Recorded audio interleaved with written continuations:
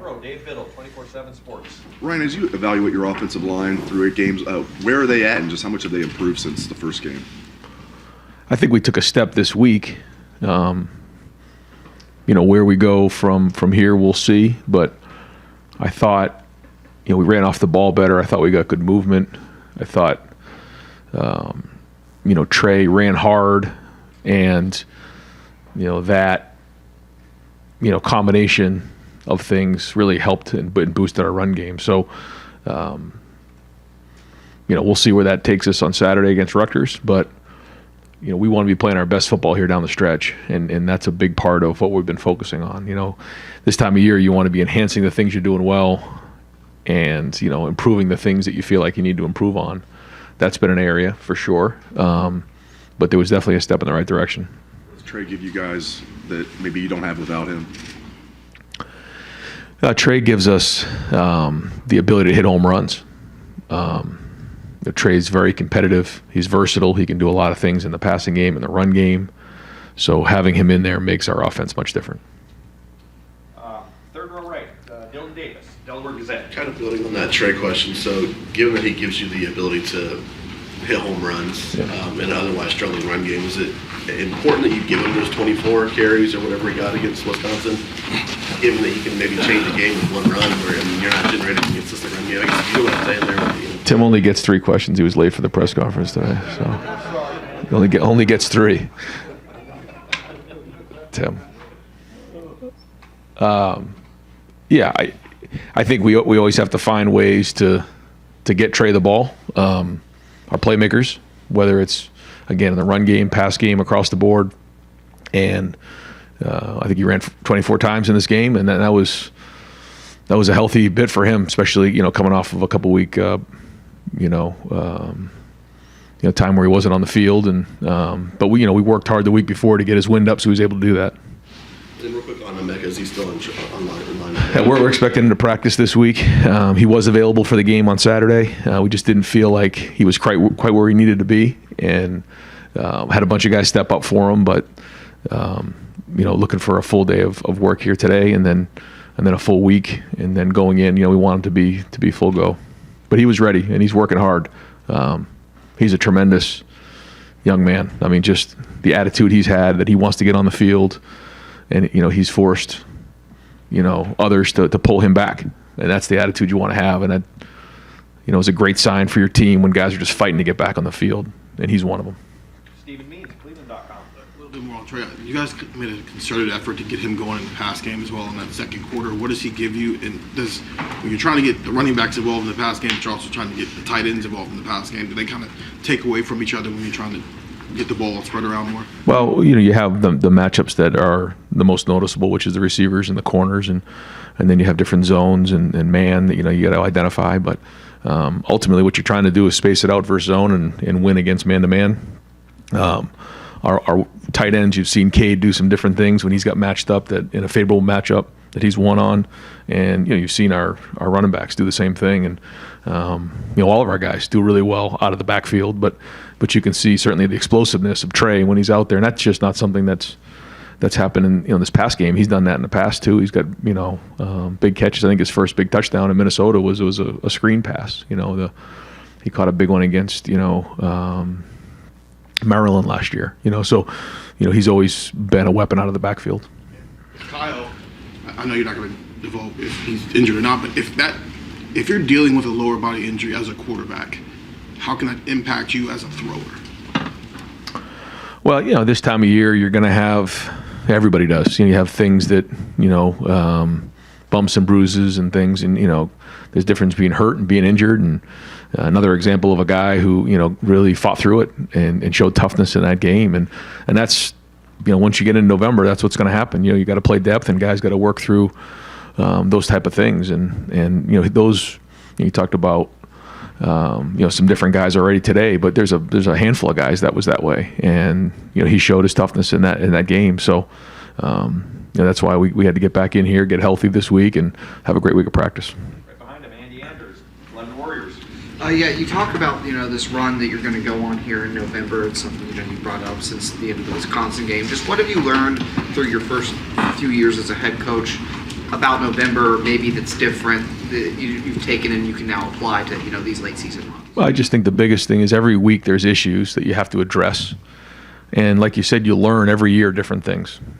You learn so much. You have to, take a self-assessment after every season and figure out the things that you did well and the things you got to improve on, the things you learned, and you got to get them fixed. And I think, as you look at this season, we've said we want to play our best football in November because, that's where the biggest games are. So it's been a constant build. That's been the message. But along the way, you got to win every game. So what does that mean? After a game and you win, you have to identify the issues because they're there, whether you win or lose, and get them fixed so that when you get down the road, you're at full capacity. Tony Girdman, Buckeye Huddle. Ryan, with respect to the injury policy, what's the timeline on Devin, if you can update anything there? Again, it's hard for me to talk specifics, but, we're expecting Devin to practice today. In what capacity, we'll see. But, we're going to see him out there today. And then what are you missing when you don't have a Mecca? Mecca is a warrior. He's productive. He's tough. He's a great leader. He does a lot of things for us. That being said, I think Xavier Johnson has done a really nice job stepping in. I feel like Julian has stepped up in other ways, not just in the passing game. And certainly Marvin has done a great job. Cade, the guys have stepped up when he hasn't been out there. But, having him back does open up a lot of different things for us. And, it's well documented, his production since he's been here. And, again, when we have all of our guys out there, we're full of capacity, then, we're the most dangerous. But that doesn't mean we haven't got a bunch of guys that stepped up and they've kind of found different roles and you could see a little bit of that kind of showing itself on Saturday night. Rob Aller, Columbus Dispatch. Ryan, how did Kyle grade out? He had some, really good snaps. He, if you were grading whatever number plays, there was a lot of pluses there. The thing that's hard about a quarterback is, one play can ruin your whole day. And there were some critical errors in there that hurt us, and he knows that. So, nobody's, more critical of himself than he is. And, but there were still a lot of good things out there as well. So we got to, eliminate the things that, can hurt the team. And certainly the turnovers are a big part of that. I mean this more as explanation than excuse. Mm-hmm. But is there, I don't know if you golf. I do. Is there such a thing as just having a bad day? If you run into that, are guys allowed to just not be feeling it that day? No. And I think it's a mindset. You're not allowed to have a bad day at Ohio State, any of us. That's just the way it goes. So I say all the time, on your bad days, you have to at least be average, at the very least, if not better than that. On your average days, you got to be really good. On your good days, you got to be great. And I think playing quarterback is similar to playing golf. What I mean by that is each individual play, each individual shot is affected by the last play or the last shot because of where you are situationally, but has nothing to do with anything. Only thing that matters is that singular play. But if you hit the ball in the water on the 18th hole, you can ruin the whole 4 days of golf in the PGA. Well, it's the same thing playing quarterback. And so I tell those guys all the time that they should play golf because sometimes you have to manage the round. Some days, maybe your swing isn't where it needs to be and you have to figure out how to manage that round. You got to keep the ball in the fairway, maybe put your driver in the bag. When it's feeling good, pull it out and hit it right down the middle. There's a lot of parallels there. And I think you see a lot of quarterbacks who play golf. There's some of that goes on. And so I have suggested in the offseason for those guys to play a little golf. I think it makes sense. But yeah, to answer your question, there's, how many 80 some odd shots or 70 shots, depending how good you are at golf. And, each shot is its own individual shot. It's the same thing when you're playing quarterback. Each play is its own individual play, and you have to play that play. You can't let the last one have an impact on what you do on the next one. In the off season, yeah, we talk about that. Yeah, just, and even now, you can't let what happened in the last play because there's a lot of variables. And, If you're sitting there letting that play hurt you on the next one, then now you're really hurting the team. So I think if you were looking at the positives there in the second half, Kyle was able to move on and really even, have a voice there in the last drive telling me if we turn this into a 2-score game, we put these guys away. And so that was all positive there, that he was able to move on from that, because some guys struggle with that. They can't quite get over what just happened. And all of a sudden, one bad play makes a bad day, and now you're in trouble. So I thought that was good in terms of his resilience. Andy Backstrom, Letterman Row. Ryan, with Kate Stover, 0 targets on Saturday, is that a non-negotiable for him in terms of getting him the ball, or is that just the nature of the tight end position that sometimes Wasn't for the lack of trying. There was several plays that we designed that didn't go his way. Sometimes that does happen, but he played a great game. He was battling through that whole entire game, and he he's another warrior there now. I mean, just unbelievable captain, great player, and Willow is going to try and find ways to get him the ball. What's the tight end depth beneath him and G right now for you guys? Yeah, G. Scott is the 2 right now, and then after that, some inexperience. So, going to work a bunch of guys this week and possibly get them in the game so that as we head into the home stretch here, guys have some game experience. You've seen us use different guys in that spot. We've been in 10 personnel. We've been in personnel. We bring Luke Montgomery into the game to be an extra tight end. So we have a couple different options there, but we'd like to build that depth as well. Far right, Adam King, WBNS. Did you see anything from Kyle after Saturday that maybe you hadn't seen from him yet? I mean, obviously it didn't go the way he wanted in the locker room between the game and now. How has he handled it, and do you see anything that surprised you? Well, I think when you have a couple bad drives, you kind of get your almost back up against the wall, and you got to respond. And I thought he did, so I think that was a positive. And he did get banged up in that game and fought through it, and then showed leadership down the stretch. So, always trying to identify the things that we got to get better at, but the things that we need to improve on for sure. But there was some encouraging things in terms of his response to what happened. When you look at a moment like that as a quarterback, how much does having a guy like Marvin Harrison Jr. just become kind of an outlet at that point? Oh yeah, that's very important. It's a comfort level, and those guys have been playing together for a long time, but it's not just Marvin; it's some of the other guys as well. When you have really good players around you, you have a comfort level and a confidence that those guys are going to get open and you can deliver the ball. Clay Hall, WSYX. Are you poll watching or trick or treating tonight? I'll be watching film of practice, Clay. Yeah, costume, no costume. Yeah, right here. Got a whistler on my neck. But you'll take note of the CFP.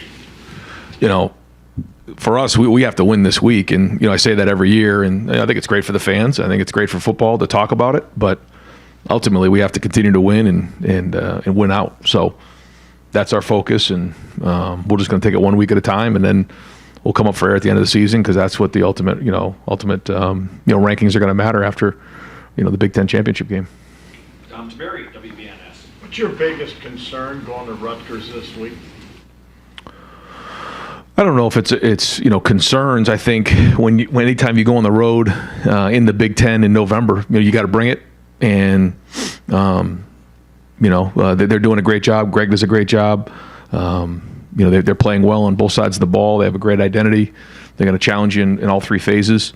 So, again, I don't think it's a concern other than just the fact that we got to go, continue to take the next step as a team, and that's it. What about expecting the unexpected against him? Yeah, creative in a lot of ways, certainly in special teams, and tries to attack you. So, we got to have a good plan for that. And, we have, some real veteran guys who are aware, and so we'll challenge them and make sure that we're sound in all those areas, because they do a great job with that and are creative for sure. Far left, Jared Smalley, WCMA. Hey, Ryan. Obviously, with Greg being back at Rutgers, they're going to play good defense. And they are. Statistically, they are. I'm wondering, when you look at evaluating them through the season, the way they've played, some of the better teams they've played, especially on defense, really, really strong against the pass. What do you see on tape that gives you an idea of why they're having some success? A combination of good players. I think the talent has been upgraded. I think they do a good job schematically and, play complementary football. And, I just think it's all those things. And so that's why we got to do a great job of preparing. And, each week has its own challenge, and this is just another version of it. When you guys recruited Davison, was the hope that it was the pitch, hey, you get to play as your brother? No, but no, he and his family, and they've it's been such a great addition to our program having Davison here. Just his competitiveness, the way he comes to work every day. He's a pro, and we're awful glad that he joined us. Right in front of him, Nathan Baird, Cleveland.com.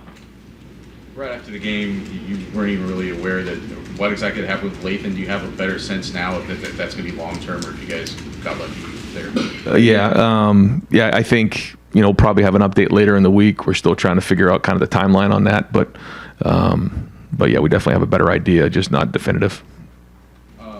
In general, in a season like this where this offense hasn't been quite as efficient, scoring isn't quite as prolific, is the calculus for you changing at all on when to go for it on fourth down, when to kick a field goal in that plus territory, maybe especially in the red zone, fourth and short, those things? The two spots in particular on third down, I'm as the coach, I'm going to take responsibility that, it's my responsibility to make sure that doesn't happen. We can't get, pushed out of field goal range in those two situations. So, you want to be aggressive, but, I look back and probably should have run it in those situations, added a few yards to it and kicked the field goal to make it a 2-score game. But, want to be aggressive and throw the ball. Got pushed out of field goal range in both of those spots. So I've got to think through that a little bit. So ultimately, that's my responsibility. So I think we got to make sure in that spot we turn that into a 2-score game, especially with how well our defense is playing. Think you look at it maybe differently this year than you would have looked at it last year, 2 years ago, 3 years ago? I think our defense is playing really good football right now, and based on how the game is playing out, you try to get an idea: are they in control of the game? I felt like the last couple of weeks our defense has been in control of the game, and based on that, you try to make the best decision to either make it a 1, 2, 3-score game in that spot. I think we'll have to talk about games in particular when it comes to that. But remember, the goal is just to go 1-0 every Saturday, and that's our job. Now, again, we don't turn the ball over in the first half. It doesn't have to be as close as it had to be, but that's our challenge for this week, is just play cleaner. And I tell our guys all the time, we're in control. If we play clean, if we play well, then it's not as much of a game in the fourth quarter as it was last week. But Wisconsin's a very good team. They're very well coached, and so is Rutgers. And so, playing in this conference is not easy. And so we'll keep grinding and keep pushing, to play perfect football, because that's what we want to do. Ryan, with Kyle dealing with that injury, do you have to manage him any differently, whether in practice or even in the game, just to try to keep him healthy for the stretch run? I think you're always aware of, where guys are at. It's a long season, but you got to do what you got to do to win the game too. So that's always a balance that you try to strike, for sure. And just with Rutgers, do you see anything different in what Rutgers is doing this year in terms of their success than maybe you've seen in past years going against them? Just offensively, they have a different scheme, very similar to what Minnesota did a few years back. Same coordinator. You can see a lot of similarities to the way that they're playing, controlling the ball, and then obviously playing well on defense. Austin Ward, Ryan, podcast. When you got late in the third quarter and Kyle wasn't putting any weight on that left ankle, and you had a little bit of a layoff there between the quarters, what were the conversations like, if you had any, with Kyle before he went and got on the exercise bike? Did you think maybe about putting Tristan in to finish that game? What was going on in the sideline there? He's tried to get feedback on, what exactly is going on, where are we at, what can we do, what can't we do, are you 100% or you're not, just get rolled up, those type of things. And then you make the decision on where you're going next. But he said, look, I'm going to be fine. Don't worry about me. I'm good. And so, again, just showed a lot of toughness there. I'm not suggesting it was a right or wrong decision. I'm just wondering how it played out, because you talked about Emeka fighting to want to go play. and Kyle didn't look like he was at his full effectiveness. Like, how much does that weigh in the back of your mind that he wants to do it, but maybe that wouldn't have been the best thing on Saturday? You won the game. I'm not arguing about the result. Well, I think what you do is you try to determine what gives the team the best chance to win, in that moment, but also moving forward. And you try to identify it the best you can and make the best decision you can. I actually thought, Kyle in the second half, other than a couple plays, played much better than he did in the first half. So, that was encouraging. If we saw something that was just, radical out there that, then you make the decision based on that. But we felt like where he was at, he could still function and made some good throws. Pat Murphy, 24/7 Sports. Ryan, when Justin was first starting, talked a lot about throwing the ball away. Same with CJ. Obviously, that was a topic with Kyle this past weekend. How much conversation have you guys had about that? It just doesn't seem to have come up in these settings as much. How much have you guys talked about it individually? Yeah, you talk about it all the time. You just, where is, why are we calling the play? What's the design of the play? When it plays out like that, trust your feet, trust your eyes. When it doesn't play out like that, where is your outlet? Where's the ball going? What's your plan? And then when it really breaks down, what's your plan there? Because you really can't come up with all the scenarios that may happen, right? The second play of the game, the ball's down by his ankles. He doesn't quite see the read. How do you can't get out in front of all these different things. Zero pressure on a certain situation. All those types of things. And so we just always talk about having a plan and constantly going through what may happen on this play. And so, for the most part, I feel like, he's done a good job of that, but there's certainly some things that we learned coming out of this past week that, I know he's going to want to get better at this week. And then, same thing on my end, making sure that, as coaches, we're putting him and I'm putting him in the best position to be successful. And so, we all have to look at that and make sure we're doing the right thing. In that same vein, I think he's had a number of intentional grounding penalties. I know some of those have been maybe questionable, but when you look back, is there a connection there or something you guys can address with him to avoid that situation? I think it's, again, trying not to put him in a situation like that, but also, just having a plan and an outlet for, when things break down, what is your answer? Where is that ball going? Whether it's breaking contain and then it has to cross the line of scrimmage, or if you're in the pocket, making sure you have somebody in mind in terms of a receiver to make sure that the ball is in his range so that something like that doesn't come up. Spencer Holbrook, Letterman Row. Randy said after the game that Marvin needed a few more targets, he thought. But other than Marvin, the rest of your receivers... That's every game.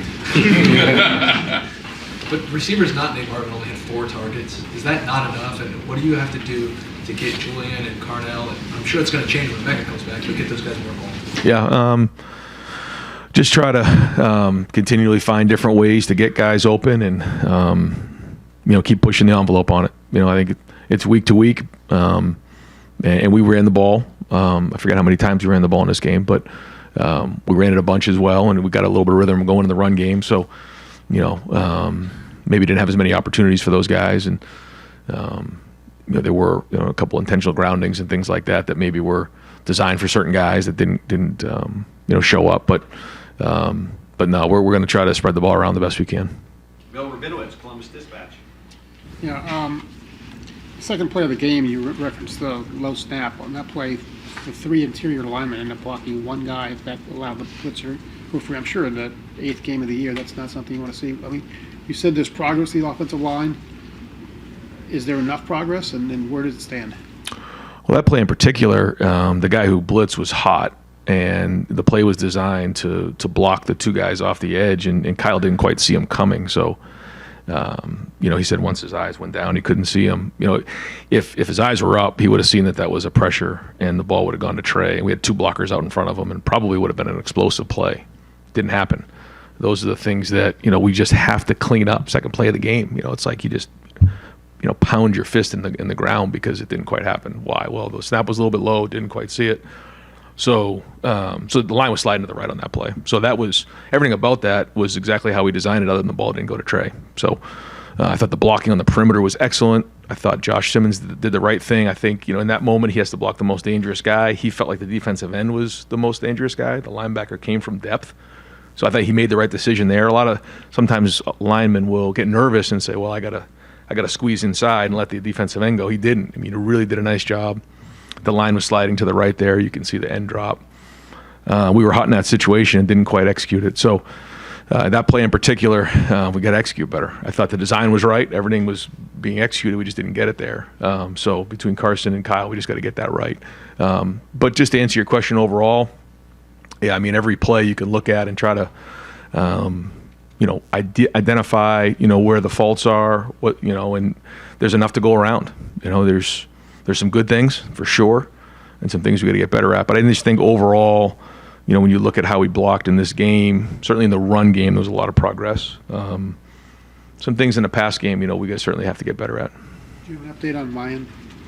Yeah, I do actually. Yeah, Mayan's actually going to be out for the year. So, feel really, bad for Mayan that he's not going to be able to play. Had a procedure done, and so they let us know that he's going to be out for the season. So. Mayan's done a lot of great things for us, and that's a big hit for that room and for our team. But the good news is we have some good depth in that room, and Tony's done a good job of building it. Had a procedure, or will have a procedure? Yeah, he had a procedure done. Yeah, it was. Yep. No, different. Yeah. So. Right next door, Joey Kaufman, Columbus Dispatch. Ron, any idea on I think he still has eligibility left to it, and any idea what his future will be? No, I don't think that's been really. I think I'm sure that he's considering what his next steps are here, but I think it's also new. He's still trying to just focus on his rehab, and then we'll kind of address that as we get closer to the end of the season. Other thing, Lorenzo Styles is at the 4-game mark. He's appeared in. He's got 3. Yeah. But what's any idea what the plan is for him this year? Because I guess he's got one more game to play in. The plan is for him to play in one more game, and then kind of go from there. So we just felt like if we needed him and there was an emergency that we were going to put him in the game. Other than that, we were going to try to hold this year for him to learn the position, get better, play in those 4 games, and then keep that red shirt. Right next door, Tim May on 3, Letterman Road. Thank you, Jerry. Sorry about being late, by the way. So I ran. Number one, is there a knack to running an end around, your jet, whatever you want to call it? And does it look like Xavier Johnson, looking for the cut up? I mean, I think it's key there. Yeah. And look like that's coming on for him. I mean, do you agree with that? What do you see there that's promising? Because that kind of developing more into a weapon. Yeah, he's he can run all of our run plays. You've seen him run counter last year. You've seen him run the stretch play, inside zone, stretch from the offset. The play in particular that you're talking about is a play that the 49ers have kind of made popular there with Deebo Samuel, as a receiver, and Mecca's run that play in the past. It takes a guy who has some running back skills, a bigger guy who, like you said, can look to circle the field and then upcut when he needs to, and then kind of find his way through. But it certainly fit last week, and he's got a good knack for that, like you said. And as you look around the country, I mean, Debo Sweeney kind of went off on a caller, like on his college show last night or night before last, whatever. But the pressure he's feeling. Can you explain the pressure that you're feeling right now with an unbeaten team, probably ranked 1 or 2 or 3 in the college football playoff rankings tonight, et cetera? And you're sitting there answering questions mostly about stuff that could be better. You understand? What does that pressure feel like internally for you? It's just that's the job, and you try to take it one day at a time, and you try to grow and you try to learn, but ultimately this is about the kids. This is about the players. I call them kids. These guys aren't kids; they're grown men. It's about them, and that's why you get into coaching, is to have an impact on young people. And along the way, you're very competitive, and you want to go compete for championships, and that's why you come to a place that is so special, like Ohio State. And but you have to stay focused on what really matters, and it's just those players, and putting them in the best position you can possibly put them in, figuring out what you got to do on a year-to-year basis to get it better, and then just, pouring in all your time and effort to give them the best chance to be successful on Saturday, because that's it. I mean, that's why you get into coaching. And being able to watch my son play high school football this year was like almost refreshing for me, because those guys, whether it was Ohio State football or their high school team, I mean, they were living and dying by every single game. I mean, when they win, it's, dinner at Roosters, and everybody's still got the eye paint on their eyes, and the girls are around and everybody's feeling good.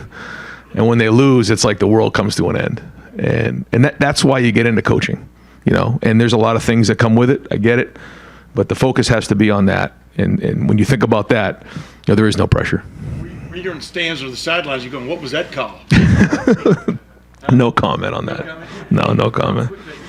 I asked you a little bit about this on Saturday night, but following up, is there a sense that this running game is coming along? I mean, what like y'all kept knocking at the door until it opened the other night. Yeah, well, we took a step in the right direction, and getting Trey back helped us. But that was one game. We'll figure out where we're at this week, and then at the end of the season, you come up for air and figure out where you're at. But we know where it needs to be in order to have the balance to go win a championship. And so the one thing about this team, they come to work every week, and they want to get better every week. They prepare at a high level, and they have high aspirations. I mean, they want to win them all. So we'll get back to work today.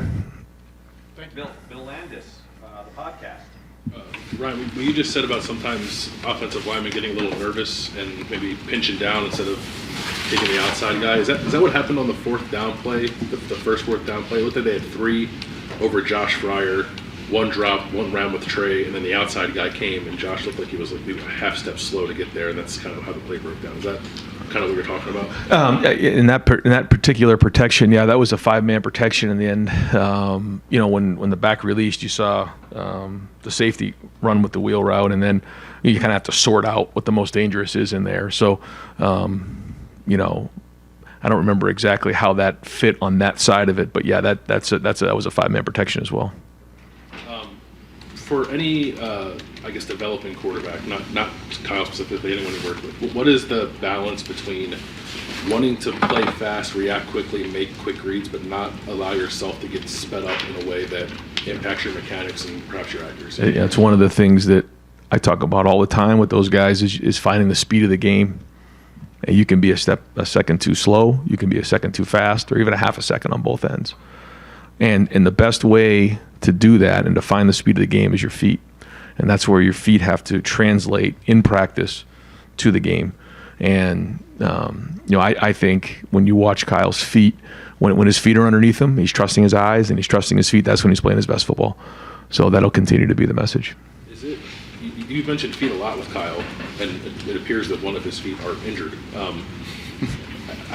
Is it hard to be consistent with that when you're not 100% with that kind of part of your body? I don't know. I mean, there's, this time of year, there's going to be a lot of things that come up, and, it's just kind of the way it goes. But I say it all the time, and Coach Mick says it all the time, nobody cares. We got to go win games. So that's the mentality our entire team has. And right next door, we'll wrap it up with Doug Maurice, Kings of Columbus. Right, you talked about this a little bit. You guys are averaging like 33 points a game offensively this year, only giving up 10. Most of your tenure, you guys are scoring in the mid-40s, but the last several years you're giving up points in the 20s. Just what's the process of, it's a little bit of a different game. You talked about it some, but just what's it been like for you guys understanding what this team is and then how that may or may not affect decision-making, how you coach it, stuff you do during a game? Yeah, well, I think the goal is always to score as many points as you can on offense. So that hasn't changed. I think early on, when you have some new faces in there, maybe you're trying to build as you go. But then when you find yourself in, we've been in some top 10 matchup games, some top 25 matchup games where, you got to do everything you possibly can to win those games. And then, we're looking to continue to build as we go. If we take care of the football and are more efficient, then maybe we are in the 40s here. And so what's happened in the past has happened in the past. So let's get ourselves into the 40s here in the month of November. That's the goal. But, I'm talking about the offense. But as a whole, when the defense is controlling the game, we're going to make sure that we win the game. you can't all of a sudden get selfish or or out in front of yourself, because all it takes is a couple bad plays and you're right back into it again, and you put the team at risk. So we're not going to do that, but we are going to continue to fight to be the best offense in the country. And then you always talk about, right, whenever a quarterback does something, you want to know what they were seeing. Yep. Right?